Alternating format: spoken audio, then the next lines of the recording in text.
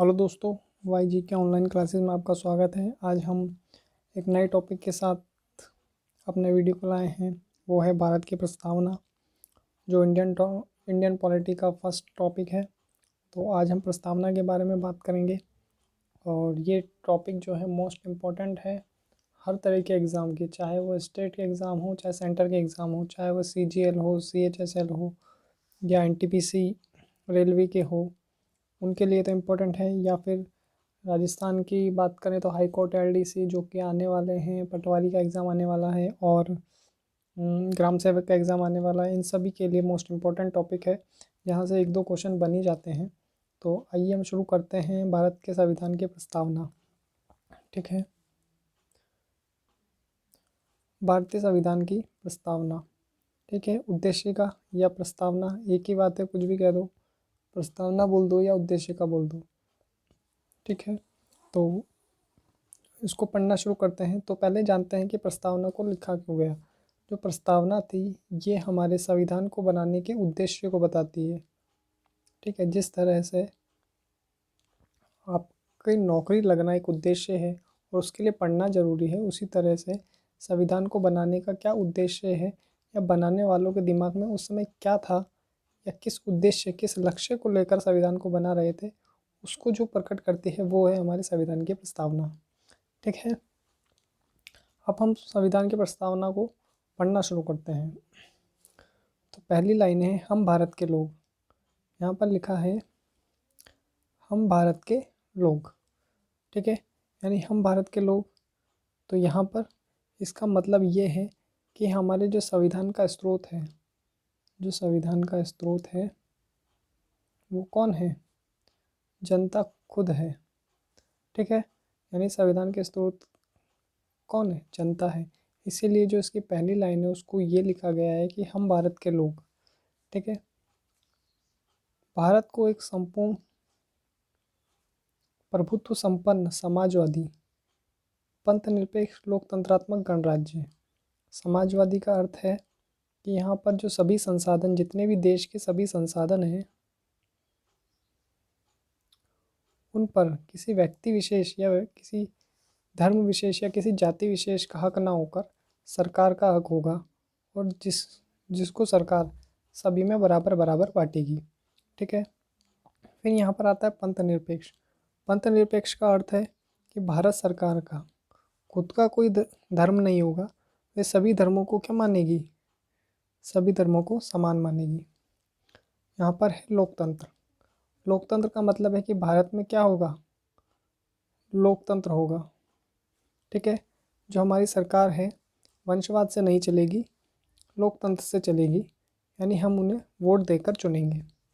गणराज्य यानी जो हमारे देश का उच्च स्तर का जो नेता होगा वो निर्वाचित होगा, जैसे राष्ट्रपति।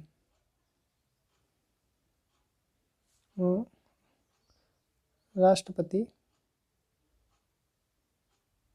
जो राष्ट्रपति होगा वो वंशवाद से नहीं चलेगा, वो क्या होगा? निर्वाचित होगा, जिनको हम निर्वाचित करेंगे। ठीक है, तो ये तो बात हुई संपूर्ण प्रभुत्व संपन्न समाजवादी पंथनिरपेक्ष लोकतंत्रात्मक गणराज्य बनाने के लिए उसके समस्त नागरिकों को सामाजिक, आर्थिक, राजनीतिक न्याय। यहाँ पर तीन तरह के न्याय की बात करी गई है, सामाजिक न्याय, आर्थिक न्याय और राजनीतिक न्याय की। ठीक है, तो ये जो सामाजिक, आर्थिक और राजनीतिक न्याय है, इनका उल्लेख प्रस्तावना के साथ साथ कहाँ पर है? इनका उल्लेख प्रस्तावना के साथ साथ नीति निर्देशक तत्वों में भी दिया हुआ है। ठीक है, और नीति निर्देशक तत्व के अनुच्छेद 38 में इन सभी न्यायों का उल्लेख किया है, सामाजिक न्याय, आर्थिक न्याय और राजनीतिक न्याय। ठीक है, आगे पढ़ते हैं। विचार, अभिव्यक्ति, विश्वास, धर्म और उपासना की स्वतंत्रता। तो यहाँ पर विचार, अभिव्यक्ति, विश्वास, धर्म और उपासना की स्वतंत्रता की बात की गई है। ये कितने प्रकार की स्वतंत्रता है? ये 5 प्रकार की स्वतंत्रता है। 5 प्रकार की स्वतंत्रता। ठीक है, तो प्रस्तावना में 5 प्रकार की स्वतंत्रता की बात की गई है और एक छठे प्रकार की स्वतंत्रता है जो है भाषण की स्वतंत्रता। भाषण की स्वतंत्रता। ये जो भाषण की स्वतंत्रता है इसका उल्लेख कहाँ पर है? इसका उल्लेख हमारे संविधान के अनुच्छेद 19 में किया गया है। ठीक है, तो हमारे जो संविधान के अनुच्छेद 19 है उसमें 6 प्रकार की स्वतंत्रता के बारे में कहा गया है और जो छठे प्रकार की स्वतंत्रता है वो भारत के भाषण की स्वतंत्रता है और प्रस्तावना में 5 प्रकार की स्वतंत्रता की बात की गई है। और यहाँ पर जो अभिव्यक्ति की स्वतंत्रता है वो इसका उल्लेख प्रस्तावना में तो है ही, इसके साथ साथ अनुच्छेद 19 में भी इसका उल्लेख है। तो ये पॉइंट आप ध्यान रखिएगा। आगे पढ़ते हैं। प्रतिष्ठा और अवसर की समानता, यानी प्रतिष्ठा और अवसर की समानता। ये जो अवसर की समानता है इसका उल्लेख आर्टिकल 16 में भी किया गया है। ठीक है, तो ये पॉइंट ध्यान रखिएगा कि अवसर और प्रतिष्ठा ये दो शब्द जो हैं प्रस्तावना में दिए गए हैं और जो अवसर की समता है या अवसर की समानता है ये प्रस्तावना में तो है ही, उसके साथ साथ कहाँ पर है? अनुच्छेद 16 में भी दिया हुआ है। आगे पढ़ते हैं। प्राप्त करने के लिए तथा उन सब में व्यक्ति की गरिमा और राष्ट्र की एकता और अखंडता सुनिश्चित करने वाली बंधुता। ये जो बंधुता शब्द है प्रस्तावना के साथ साथ हमारे मूल कर्तव्य में भी उल्लेखित की गई है और मूल कर्तव्य हमारे किस अनुच्छेद में है? अनुच्छेद 51A के अंदर है। ठीक है, तो ये बंधुता शब्द को ध्यान रखना। इसके बाद आगे पढ़ते हैं। बढ़ाने के लिए सुनिश्चित करने वाली बंधुता बढ़ाने के लिए दृढ़ संकल्प होकर इस संविधान में इसकी तारीख दी हुई है, उसके साथ साथ तिथि भी गिवन है। तो जो तारीख है 26 नवंबर 1949 या जो तिथि है वो मार्गशीर्ष शुक्ल सप्तमी संवत 2006 विक्रमी को इस संविधान को अंगीकृत या अधिनियमित और आत्मार्पित करते हैं। ठीक है, तो इसमें क्या है? हमारे संविधान की तारीख दी हुई है, इसके साथ साथ तिथि भी दी हुई है। तो हमारा संविधान कब बनकर तैयार हुआ? 26 नवंबर 1949 को हमारा संविधान बनकर तैयार हुआ। ठीक है, और इसमें जो प्रस्तावना है इसमें महत्वपूर्ण बात ध्यान रखने योग्य ये है कि हमारे जो संविधान की प्रस्तावना है इसमें दो बार भारत शब्द का उल्लेख किया गया है। ठीक है, वो भी पहली ही लाइन में, हम भारत के लोग भारत को एक, यानी 2 बार भारत का उल्लेख किया गया है। ठीक है, नेक्स्ट पॉइंट है कि एक केस हुआ था बेरूबारी केस, बेरूबारीवाद। ठीक है, इसको बेरूबारीवाद के नाम से जानते हैं। इसको 1960 में हुआ था ये। तब सुप्रीम कोर्ट ने बंगाल वर्सेस भारत सरकार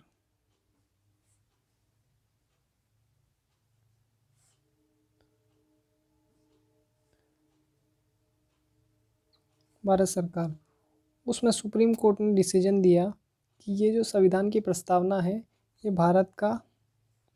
भारतीय संविधान का भाग नहीं है, यानी इस प्रस्तावना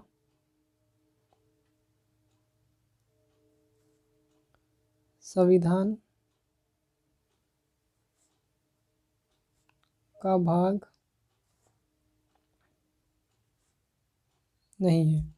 उस बेरूबारी केस में कहा गया कि जो प्रस्तावना है वह संविधान का भाग नहीं है, परंतु 1973 का एक केस हुआ केशवानंद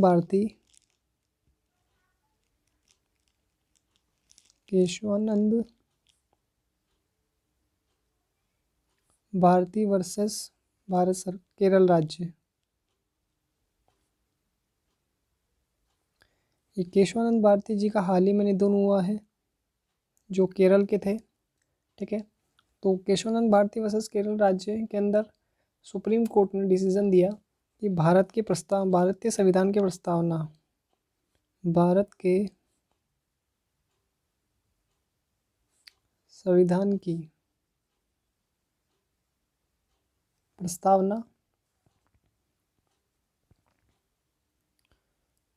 संविधान का ही भाग है,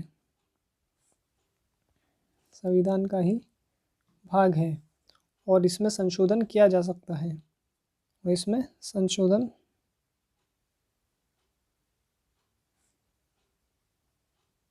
किया जा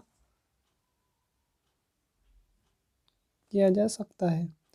तो जब ये केस आया था 1973 में, तो जब ये केस आया तो इस केस की अध्यक्षता करी थी हमारे उस समय के जस्टिस थे A.K. सीकरी।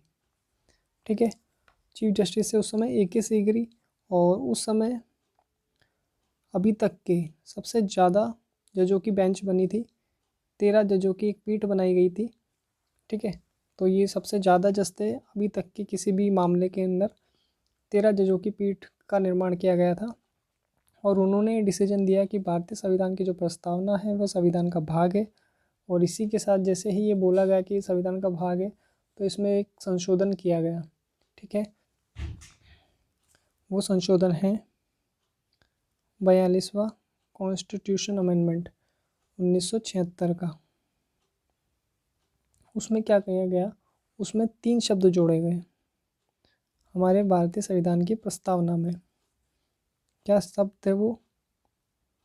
पंथनिरपेक्ष, ठीक है, समाजवाद और अखंडता। ये 3 शब्द हमारे संविधान की प्रस्तावना में जोड़े गए, और ये पहला ही संविधान संशोधन था जो प्रस्तावना में हुआ, और इसके बाद भविष्य आगे जाकर कोई संविधान की प्रस्तावना में संशोधन नहीं हुआ। तो ये पहला और आखिरी संशोधन था जो संविधान की प्रस्तावना में हुआ। ठीक है, अब कुछ महत्वपूर्ण लोगों के कथन हैं जो एग्ज़ाम में कथन के तौर पर पूछ लिए जाते हैं, तो उनको हम पढ़ लेते हैं। जैसे ठाकुरदास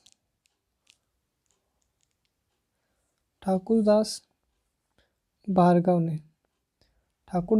ने कहा कि भारतीय संविधान की प्रस्तावना है, भारतीय संविधान है, उसका जो महत्वपूर्ण भाग है वो क्या है? प्रस्तावना है। महत्वपूर्ण भाग क्या है? प्रस्तावना है। ठीक है, इन्होंने कहा कि संविधान का सबसे महत्वपूर्ण भाग प्रस्तावना है, प्रस्तावना संविधान की आत्मा है। ठीक है, इसी तरह के.एम. मुंशी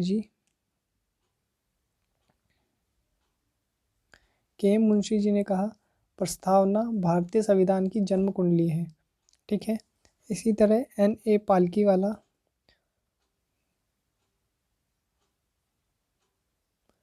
इन्होंने कहा था, इन्होंने हमारी संविधान की प्रस्तावना को आइडेंटिटी कार्ड कहा है।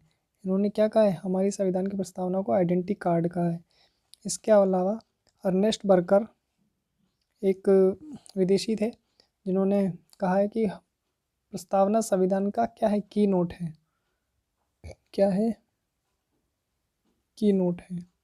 तो ये महत्वपूर्ण जो कथन है वो पूछ लिए जाते हैं, इनको नोट डाउन कर लीजिएगा।